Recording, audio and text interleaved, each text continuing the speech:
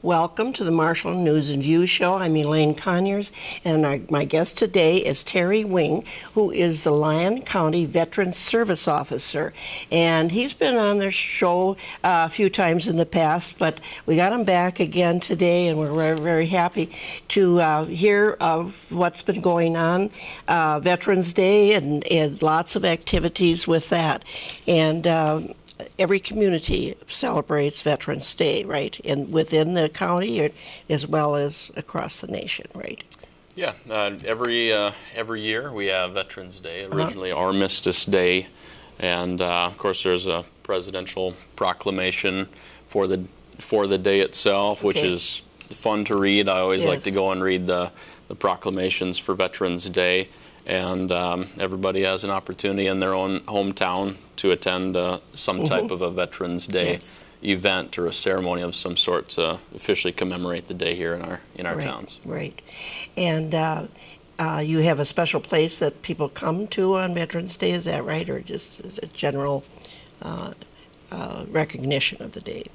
Yeah, so every community normally hosts its own event. It's run by the local veterans service organizations. Our American Legions and our Veterans of Foreign Wars plan and participate in the events every year for Memorial Day and for Veterans Day. So they'll host these events in our communities and do a great job. Some of them are in schools, some are at community centers. You know, of course, they're public gatherings, so they invite and encourage the public to attend and to take part in the Veterans Day events. Oh, that's great. And then besides that recognition of the veterans on Veterans Day and Memorial Day, there's lots of work that goes on in the background, which you're involved with, assisting veterans. And what are some of the ways that and the programs that you run in for the veterans? Yeah, thanks, Lane. Well, our office is established in the county. We do a lot of interaction with the state, the Department of Veterans Affairs, but mostly with the U.S. Department of Veterans Affairs, both at the VA medical centers and at the VA's Regional Benefits Office in St. Paul. And as you said, it is a lot of behind-the-scenes work in what we do, but we're very involved in our veterans' lives and their families' lives in order to get them assistance that they may need. So there's a lot of different programs that we're involved in that we work with at both of those levels primarily. We do have some local services that I administer as well, our transportation service being one of them. But the vast majority of the assistance we provide, it's in some way tied into the federal VA and the state VA. And so more than happy to talk about those today too, if there's any questions about them. So the transportation, that's taking veterans, say, if they need some medical assistance, that is the closest would be like St. Paul, right, or the Twin Cities? Actually, no, we have two hospitals that are closer than the cities, which is fortunate for us.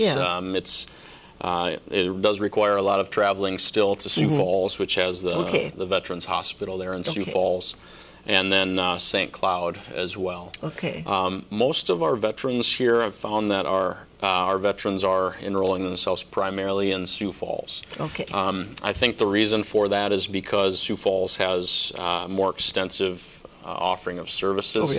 They function as any hospital would. Really, they do have both primary care and specialty care that they house in their facility in Sioux Falls. A nearer option would be the Montevideo VA Clinic. I wasn't aware there was one there. Wow. Yeah, Montevideo does have an outpatient clinic, and it's adjacent to the medical center there in, of course, that's Chippewa County, Montevideo. They do have 3 practitioners there, a doctor and 2 mid-level practitioners there that do primary care. Montevideo does have some limited specialty care in mental health services. And what that entails is telehealth. So what a veteran would expect in that setting is to do an appointment similar to any other mental health appointment, Okay. but they would be working with their doctor through video teleconferencing. Oh, I see. So they're looking through a TV monitor and a screen, and so is their doctor, and so they correspond that way. So where do they That's an go to option. do that? I mean, where does the veteran go? Say they're from Marshall. Where would that person go to be on that video? Yeah, so normally the appointments are housed right in the Montevideo clinic for mental health. So the veterans would do their appointments right there on site. All the VTEL capabilities are set up right there Oh, I see. So In they still go to Montevideo. in a private Okay. meeting room, and Okay. they would meet with a doctor that's situated in St. Cloud.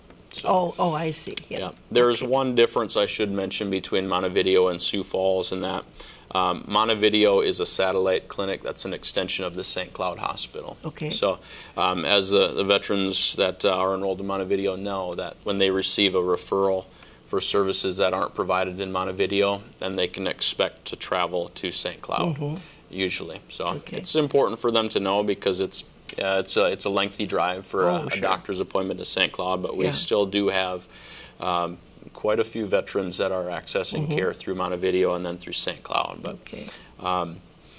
transportation services, going back to your question, Elaine, they do reach out both to Sioux Falls and to St. Cloud, but most of our trips are to Sioux Falls. Okay. We have a regular schedule for Tuesdays and Wednesdays going to Sioux Falls, and we do that to just improve access to care for veterans, to get them to and from appointments at the medical center in Sioux Falls and Well, it's a St. Cloud. wonderful service.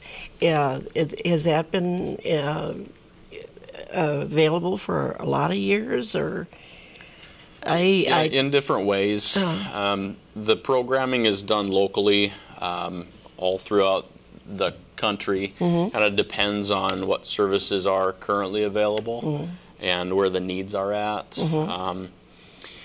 In Lyon County here, the county supports that service. Okay. Lyon County does that, provides that service. Just it has not been available in the past several years from anywhere else, and so we took that on in 2011. okay. And so it's relatively new service. Yeah. It's been going for just a few years now. Yeah. But we do that to meet a need for getting veterans to their appointments. Sure. In the past, the VA medical centers have requested that patients who need assistance with travel contact the county. Okay. And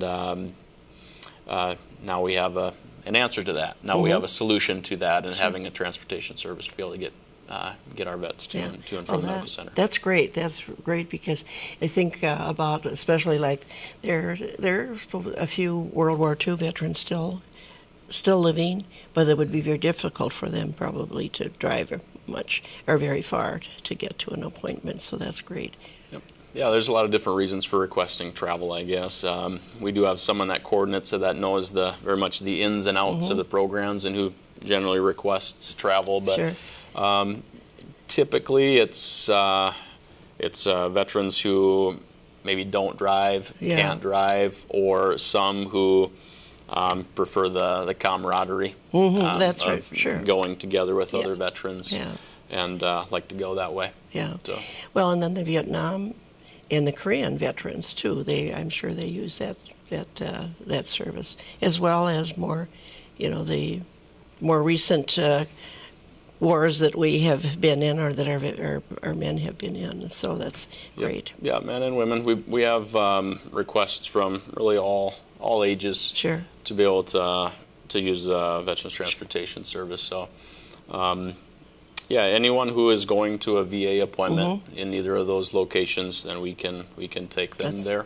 That's great. They do. The VA does not send us notification of their appointment, so if someone does need transportation, they would need to contact the County Veteran Service Office in advance, just to let us know of the appointment, and then we'll go ahead and schedule them and make sure they get there on time. Great.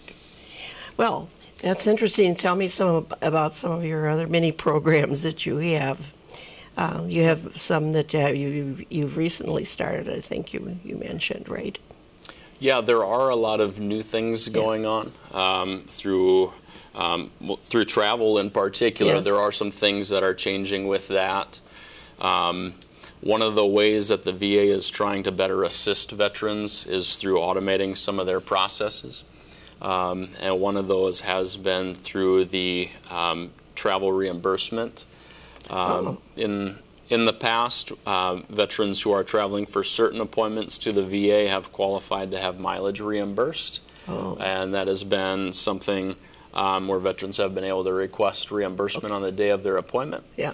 And now the VA is going over to an automated process for doing it direct deposit.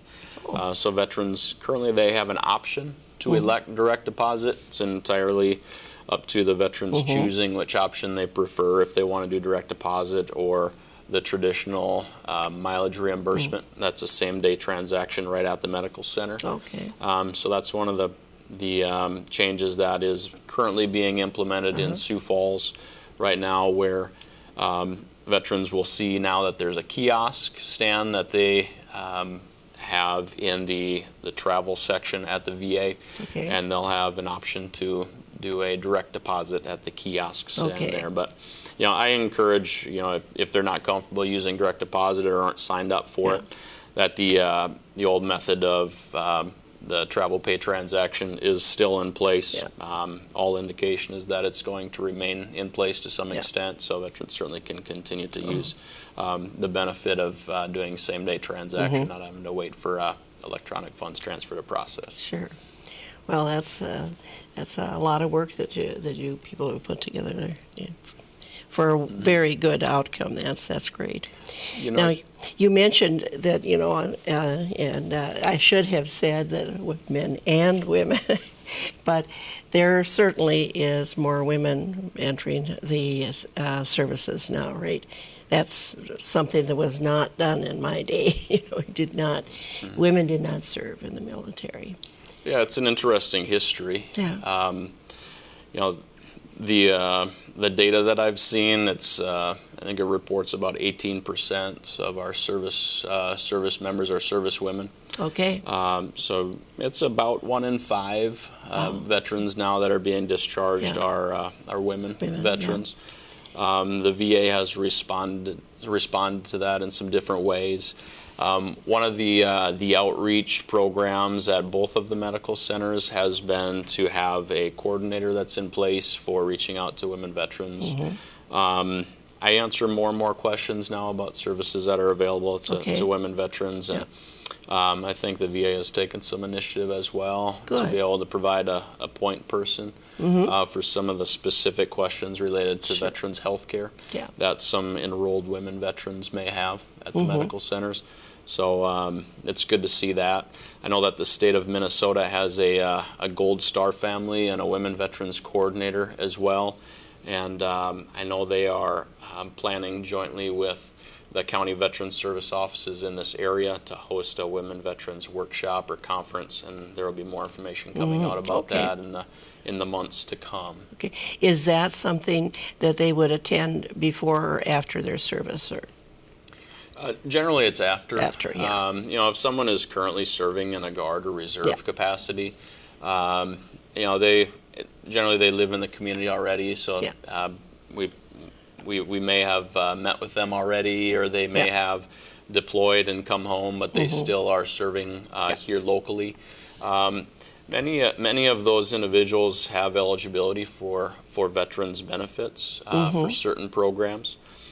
So we encourage them to contact our office. They certainly could attend the conference or the seminar that's coming up as well. Yeah. We encourage them to do that. Generally speaking, though, veterans are those who have fulfilled their service obligation and they've been discharged from military service. Yeah. Okay. Yeah. Do many of those women, are they deployed to other countries for service? Or they mostly stay in the United States? It depends. It kind of depends on their job assignment within the military. Okay. I don't have any any data or how the lines fall as far as who's going where. Some of that depends on individual units in their occupational specialty in the service. Yeah. But they can do this because I know I've got some relatives, women that young girls, I think they are anyway, that have served in Afghanistan and in Iraq, and so it's that's interesting that they're included in those situations too. Yeah. So yeah, that's a new trend in VA and in VA healthcare is some of the newer demographics of new enrollees. That there's been some changes, within the last 10 years Sure. there. And generally with our younger veterans, we see that. Yeah. There was another time in our country's history, World War II in particular, where we saw women veterans' involvement in some similar types of ways. It was obviously a wartime in the 1940s, like it is now in our country, and everyone was involved really in some capacity. I think then more so than now. I think that public engagement was slightly different then. But we saw women participating, as the women's auxiliary members and serving in different capacities in the medical corps and in the Air Corps. And we see some of them as veterans now many years later and have some very interesting stories to tell. Definitely. And just kind of going back too, we talked about some of our veterans who are older. We've been talking about some of our younger veterans and the trends there, but some of our older veterans now too. Some of the trends that we've been seeing have been related to needs for health care. And I think some of that comes with age. Oh, sure. Some veterans are reaching age where they're looking into long-term care options and means to pay for the level of care that they need. And some of that is just related to health issues related to the military service. It's really irregardless of age. The Vietnam veterans come to mind in particular, and some of the health conditions that specifically affect the group of Vietnam veterans that we have in our communities. So some of the trends that I've noticed have been with the Vietnam veterans. Many of our Vietnam veterans now are reaching that 65 to 75 age range now, and there's a couple things that happen when they get to that age. One is Medicare eligibility window. Oh, you hit that. And so there are a lot of insurance-related questions that come into our office, and I see more and more veterans that age that are starting to enroll, many for the first time, into VA healthcare, which is a really good option for them. It doesn't take the place of Medicare. So if someone is eligible for Medicare, they'll go ahead and enroll in Medicare. But many times when it comes into consideration is when they're looking for that Part D option. For something to cover pharmacy or prescription. And so VA is a nice option for that. I always want to have that conversation on case by case with veterans as they're looking into options for Medicare, for Part D, to see what's a good fit for them and go over and just do a comparison. A breakdown of costs is part of that, and just a breakdown of services that they would receive through the VA pharmacy program. Compare that with what the private market could offer them and see what's a good fit for them. So that's something that we see more now with the Vietnam veteran age group has been as they hit that retirement window, Medicare eligibility window, a lot of insurance questions. A lot of health-related questions as well. There's always new information that's coming out on things like Agent Orange exposure. And many Vietnam veterans that served during that era and people who lived through the experience of the Vietnam War are very familiar with what I'm talking about. Agent Orange is generally used to refer to the herbicides that were there, but the National Institute of Health has done a significant amount of research and study on some of the diseases related to exposure to that. And so our office has some outstanding literature and information that we encourage anyone who is a Vietnam veteran, family member of a Vietnam veteran, to pick up and just to get familiar with the information that's in there, and in particular with some of the health conditions related to that. Visit with your doctor about that. Just be familiar with the conditions that are in there, and communicate any concerns they have to their own doctor, just so that they can begin to track and follow along with those health conditions. Do preventative care for them. And then also, if they need any type of care through the VA is providing that for them now too, and so we can certainly assist to coordinate care for them for any of the Agent Orange related health conditions. Well, that's good. It certainly has taken a lot of background work to find out even how to deal with that kind of a health problem. That's not something that we've ordinarily experienced in the United States, of course. So that's wonderful. So you keep very busy, and what are some of the other things that you work with the veterans? Yeah, talking about transitioning into long-term care and other specialized care options for veterans and for family members.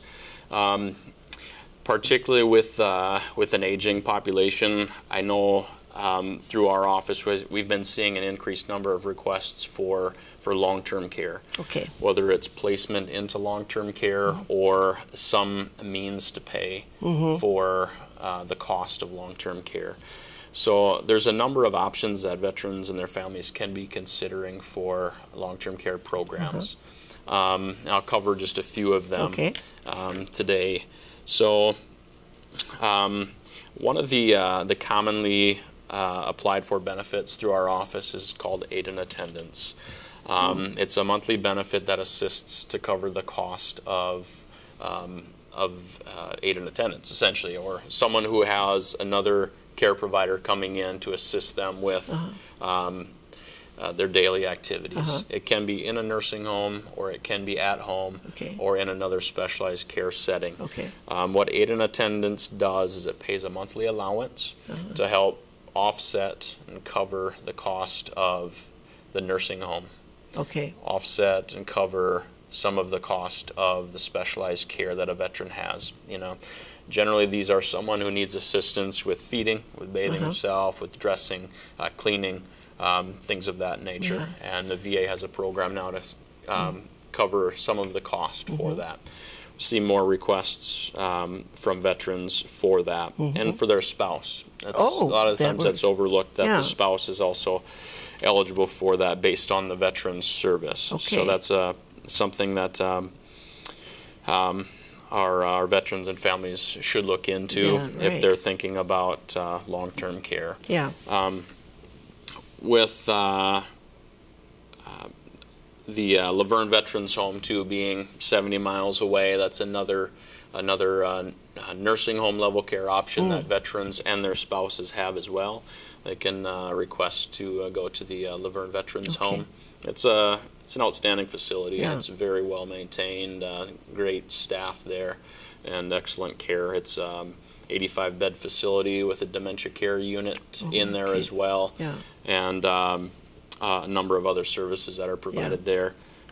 One of the other discussions that's being held in southwest and west central Minnesota right now is where to site a future veterans home. The waiting list at the Lyon Veterans Home is at about 9 months for a veteran and about 2 years for the spouse. And so one of the things that the state of Minnesota and the VA have been doing for several years has been trying to identify a good location for another veterans home. And I know one of the options that's being considered has been a veterans home in Montevideo, Minnesota. Because of that other facility, medical facility there, would be great. Yeah, and I know that there will be a public meeting on that next Wednesday. That'll be held in Montevideo at 4 o'clock, and veterans or advocates from the community who are interested in attending can certainly check that out. Show support for that if they're interested in doing that. I had never heard of this one in Lyon, and I think that's such a wonderful idea that the Veterans Services is doing something like that. I had a brother that served in World War II, and he he didn't know where he wanted to go for long-term care and all that, and he probably didn't check things out like he probably should have. But during the time when he was getting really, really old and needs some extra care, I would think, oh, I wish there was something place where he could go that would be not just a nursing home, but with other veterans, and that's, I'm so glad to hear that. That's wonderful. Yeah, it can be a very difficult conversation to have. Just the process of, now, where does a family member or a loved one receive their care? Yeah. And sometimes it's in the home, sometimes it's in a nursing home. Right. Yeah. And now there are so many other care options that cover that period of transition. Okay. Maybe someone is not ready to make that leap into a nursing home. Right.